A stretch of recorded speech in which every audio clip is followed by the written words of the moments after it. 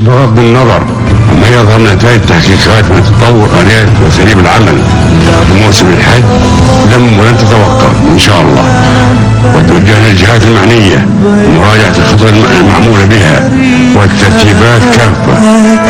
إن الحمد ونعمة لك والملك لا شريك لك.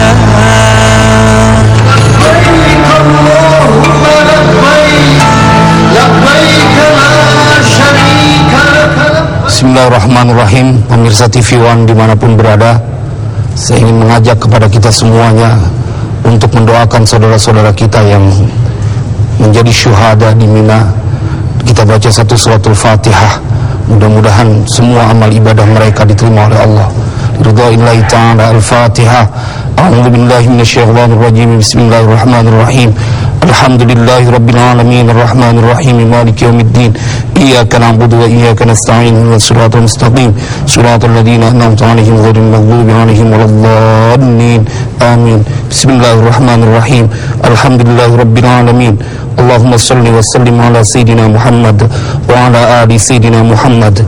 Ya Allah ya Rabbana, bumi Mina dan langit Mina sedang berduka. Banyak saudara-saudara kami yang meninggal dunia dan luka-luka. Ilahana, Engkau yang mempersaudarakan kami dalam iman. Nabi-Mu yang mengingatkan bahwa kami laksana tubuh yang satu. Kami berduka ya Rabb, terlebih mereka, keluarga mereka ya Rabb. Karena itu kami meminta, bangsa ini meminta ya Allah, terimalah semua amal ibadah mereka. Jadikan mereka syuhada-syuhada yang tidak ada balasan kecuali syurga-Mu.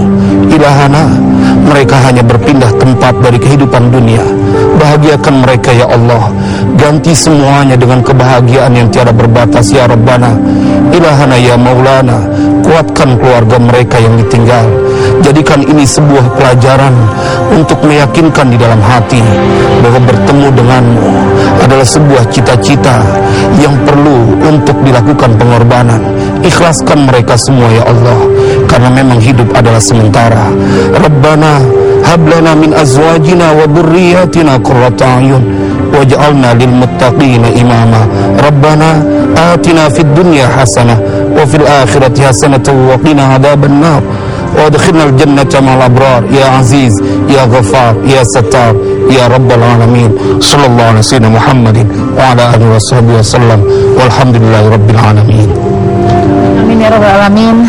Mudah-mudahan doa itu diijabah oleh Allah Subhanahu wa taala. Pak Ustaz Syarif Fatmajid sudah memberikan doa untuk saudara-saudara kita yang ada di tanah suci, yang sejak dari mulai ibadah ini bermula banyak sekali ujian di tahun ini ya. Mudah-mudahan bisa kemudian menerima takdir yang terbaik dan husnul khotimah untuk semua yang tinggalkan gitu ya. Saya yakin husnul khotimah. Insyaallah karena baik. mereka sedang berbalut ihram Balkis. Betul, seperti yang kita saksikan mungkin gambar-gambar ini pasti bagi keluarga yang melihat keadaan seperti ini pasti tidak kuasa begitu Pak Ustaz, tapi insya Allah ini adalah yang terbaik. Yang terbaik. Allah tidak mungkin memberikan kesusahan kepada hambanya. Insya Allah, amin. Baik, kita lihat seperti apa kemarin kejadian yang terjadi begitu cepat Pak Ustaz, bahwa semua yang bertujuan untuk melakukan ibadah yang puncaknya dalam haji yaitu wukuf ya. Wukuf di Padang Arafah. Akhirnya harus beberapa tidak selamat begitu ya. Kebanyakan memang dari Timur Tengah, tapi ada juga saudara-saudara kita di Indonesia yang terkena imbasnya begitu ya. Pak Ustaz, kita lihat seperti apa lokasinya. Pak Ustaz, kita bisa maju sedikit agar pemirsa juga bagi keluarga tentunya bisa melihat seperti apa sebenarnya lokasi tempat tragedi di Mina ini terjadi, yang mungkin bukan pertama kalinya. Tapi untuk terjadinya 2015 ya, ini kan Pak Ustaz bisa lihat ya, ada titik merah di situ, adalah garis panjang merah di situ yang menjadi jalur, dikatakan jalur 204, jalur jalan King Khalid ya. King Khalid. Pak Ustaz pernah mengingat tidak jalur-jalur ini yang menjadi cukup rentan bagi para calon jemaah haji? Iya, Mbak Balkis, saya hampir semua jalur di Mina hampir pernah saya lewatin, karena saya beberapa kali menjadi pembimbing ibadah haji, dan di sini tempat paling banyak jamaah haji nyasar. Jamaah haji nyasar paling banyak, dan kemudian sebenarnya kalau kita ngelihat titik ini tidak dilalui oleh jamaah kita, karena jamaah kita banyak terkonsentrasi di belakang terowongan Mina, terowongan Waising. Betul. Dan memang kalau kita ngelihat pada puncak perjalanan itu hampir jutaan manusia dengan tujuan yang sama ke tempat jumrah ya, jamrah sebenarnya nama benarnya itu.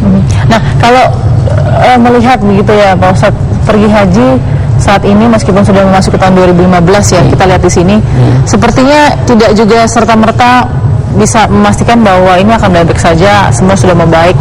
Apa sih perbedaan Pak Ustadz mungkin menjadi kepala rombongan haji ya dengan sekarang nih, kondisi sekarang dengan dulu tuh berbedanya apa yang lebih baik? Yang signifikan cuma terowongan Mina saja yang jadi dua. Selebihnya sih menurut saya masih tetap perlu pembenahan karena begitu banyaknya jamaah yang menuju ke tempat jumrah, dan ini memungkinkan terjadi banyak kecelakaan. Dan menurut saya ini tugas kepada yang berwenang untuk memberikan kenyamanan, terutama sesungguhnya kita tidak bicara takdir, tapi sebelumnya kan kita harus berusaha antisipasi ikhtiarnya harus ada, harusnya tidak terjadi. Pak Ustadz, ada juga yang memberikan analisa bahwa dikatakan kenapa orang memaksakan berangkat pada pukul 7 pagi hari naas itu ya, karena dikatakan mau mengejar keutamaan wukuf. Seperti apa sih?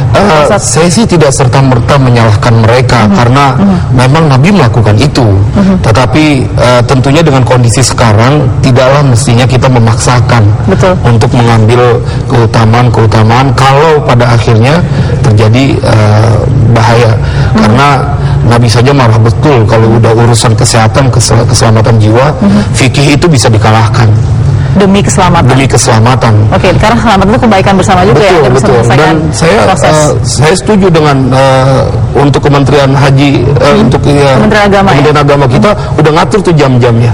Tidak ngejar di waktu after. Itu saya rasakan betul manfaatnya. Ya. Pak Ustadz kan sudah sempat mimpin rombongan haji itu mungkin sampai 8 kali atau lebih sudah 8 kali atau lebih begitu ya Pak Ustadz ya. Ada tidak keinginan tersendiri dari jemaahnya Pak Ustadz nih untuk minta, ayo dong kita sendiri saja deh, tidak usah ikuti aturan, ada nggak seperti itu? Banyak? Ada banyak, karena itu kita biasanya perlu. Permintaannya seperti apa? Permintaan mereka, saya mengambil yang utama, karena itu peranan pada saat manasik itu sangat penting. Bagaimana kemudian menjelaskan keadaan di Mina, orang yang kemudian mengejar utamanya saja tetapi kemudian membahayakan mereka, menurut saya juga sesuatu yang keliru dalam agama. Dia harus mendahulukan keselamatannya, karena perintah itu tidak pernah kemudian menyulitkan hambanya, selalu ada rukhsah. Nah ini di terowongan ini Pak Ustadz yang cukup dekat kita saksikan saat ini ya, itu apa sih rasanya ada di situ Pak Ustadz? Ya bisa dibayangkan secara emosi dan secara fisik ya. Tingkat kelelahan mereka sudah tinggi. Kurang tidur, kemudian mungkin juga kurang makan. Perjalanan yang cukup jauh. Kalau kita lihat bahkan jamaah haji Indonesia sampai di atas 2 kilo lah pulang pergi, dan dengan faktor usia. Saya aja yang masih muda, yang kelihatannya gagah begini, kalau buat jalan di Mina nyerah juga, karena terlalu banyak energi yang sudah tersita pada saat perjalanan wukuf, mabit di Muzdalifah, mereka bermalam. Ini juga mudah-mudahan menjadi pertimbangan buat negeri kita, memperbaiki fasilitas buat jamaah kita. Baik, Pak Ustadz, untuk mengingat kembali sebenarnya mengapa kita juga sangat peduli dengan tragedi Mina ini, kan ada beberapa tragedi sebelumnya juga yang sudah kita kumpulkan. Kita geser sini Pak Ustadz ya, sambil kita melihat sebenarnya apa saja musibah lempar jumrah di tahun 90 hingga 2015 ya yang terjadi nih Pak Ustadz. Di antaranya adalah dari mulai tahun 90 yang luar biasa, 1426 yang wafat ya. Kebanyakan dari Asia karena postur tubuh kita juga karena kejadiannya kecil gitu ya. Ini belum ada pengelompokan jalur ya, semua masih bergabung ya, karena semua bangsa. Itu jalur yang dilewati oleh orang Indonesia, Indonesia. Lalu kemudian pada tahun 94 di tanggal 24 Mei 270 meninggal ini juga pada saat melakukan ibadah jumrah ya. Iya Mbak, karena memang ini udah tingkat daya tahan tubuh manusia udah. Emosi apa sih Pak Ustadz yang dirasakan di saat prosesi jumrah ini? Karena mereka menganggap bahwa mereka sedang melontar setan. Jadi terbangun marah yang luar biasa, dan lagi-lagi ini peranan manasik.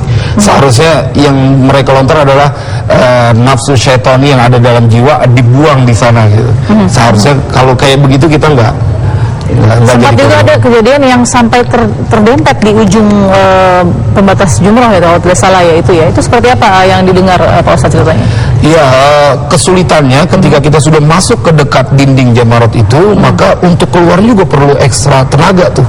Karena arus dari belakang nyampe Mbak Balkis. Itu yang kadang-kadang banyak menelan korban juga di situ. Nah ini kita masih terus memberikan perkembangan ya. Angka 700 ini bertambah sebenarnya, sudah 750 lebih ya. Kalau tidak salah, dan luka-luka juga 800 lebih. Ini justru banyak juga diantaranya yang wafat akhirnya karena sudah tidak kuat lagi di rumah sakit misalnya, atau perjalanan, banyak dehidrasi, banyak kelelahan dan mungkin yang lain-lain, dan kebanyakan dari Timur Tengah begitu Ustaz ya. Kalau karakteristik calon jemaah haji Indonesia pasti berbeda dengan Timur Tengah. Sangat berbeda.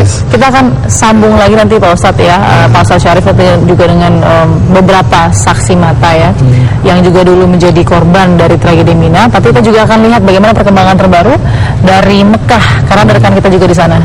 Tapi nanti sesaat lagi.